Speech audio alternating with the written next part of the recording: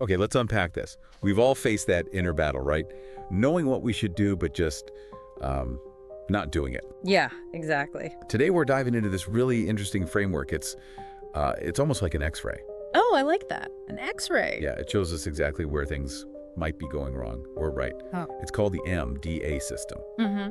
And what's great about it, I think, is how it takes something pretty complex, like human action, and it just breaks it down, makes it clearer, simpler. Right. It gives you like a map to understand the why behind what you do or don't do. Absolutely. Think of it as a guide, to understanding what really drives you or what holds you back sometimes. Yeah. So we'll explore each bit. M for motivation, D for discipline, and A for action. MDA. Got it. And we'll look at how you can actually use this model in your own life, like being your own detective, sort of. Okay. And here's where it gets really interesting. Let's start with M, motivation. Okay, motivation. This is that immediate inner push, that feeling of wanting to do something like right now. Yeah, M is motivation. And the model shows us two kinds, actually. There's that instant feeling you mentioned, and then there's this deeper motivation. It kind of builds up over time from, past stuff. Right, experiences. Exactly. And it's shaped by things like, well, how much you value a goal. How important it feels. Yeah, and how urgent it feels to start. Plus, the good feelings or rewards you think you'll get. Oh, right. The payoff. And how much effort it seems like it'll take. Even what you might gain way down the line in the future, that plays a part too. So if you want to understand your own motivation for something, you can ask yourself some pretty simple questions. Like what? Like, how important is this goal to me really? Or does it feel urgent? Do I need to do it now? Or even, is doing it actually fun? Mm-hmm. Think about, say, watching a short, funny video versus starting something big, like learning programming. Okay. Different challenges there. Totally. With the video, the instant fun is high, right? Mm-hmm. But maybe the future value isn't much. Right. Short-term hit. With programming, the big goal, the future value that's high, but the effort right now feels, well, high too. Yeah, that initial hurdle. The model just helps you see that trade-off, that balance. And depending on how those things mix together, the model suggests different profiles, you could say, ways people are driven. Profiles like what? Well, there's the impulsive type. They chase quick rewards, instant gratification. Yeah. Then a visionary, they think long-term, big goals, even if the reward is far away. Right, eyes on the prize. A procrastinator, they might have important goals, but the effort just feels like too much, so they get stuck before starting. We've all been there. Oh, yeah. And then balanced people, they have a mix. They tend to move forward steadily. The key thing is understanding your profile helps you figure out where to push, your leverage point. Okay, so if motivation is that first spark, that want to, what happens when things get tough? Ah, good question. That's where D comes in, right? Discipline. It's like your internal compass, helping you filter that drive when obstacles pop up. Exactly. D for discipline. It takes your motivation and guides it through the tough spots. And it's not just about trying harder, is it? No, not just gritting your teeth. It includes things like how well you handle strong feelings. Can you take a deep breath when things get frustrating? Emotional regulation, yeah. Right. And also how much you believe in yourself. That sort of quiet confidence that says, yeah, I can actually do this. What belief? There's also your inner coach, that part of you that notices when you slip up and helps you adjust your plan. Self-correction. And finally, maybe the biggest one.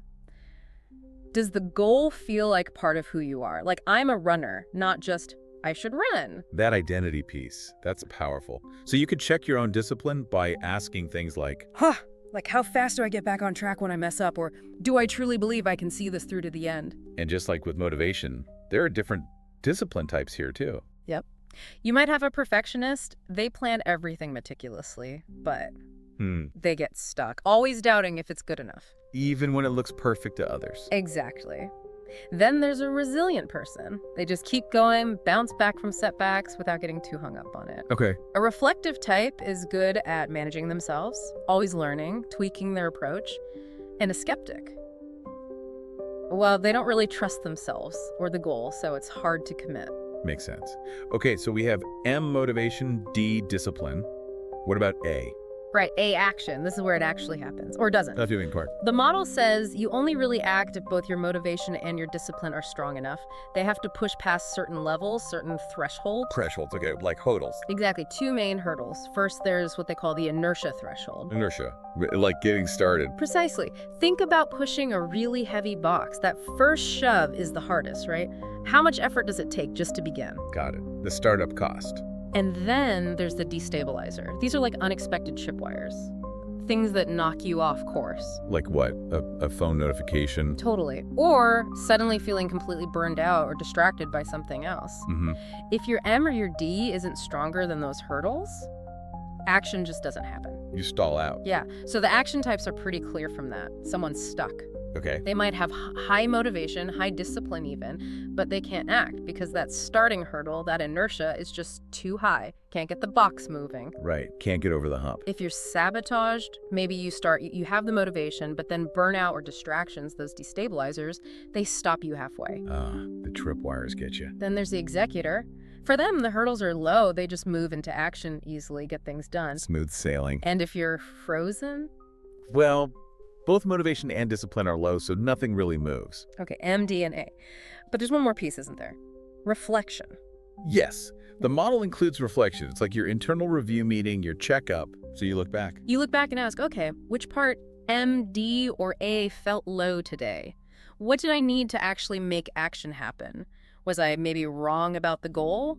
Or about myself? Or how I felt? So it helps you learn your own patterns. Exactly, closes the loop. So wrapping this up, what does this all really mean? We've walked through the MD, a model, motivation, discipline, action. And how they all connect, yeah. Why we do things, or why we sometimes just feel completely stuck. And if we connect this to the bigger picture, Yeah.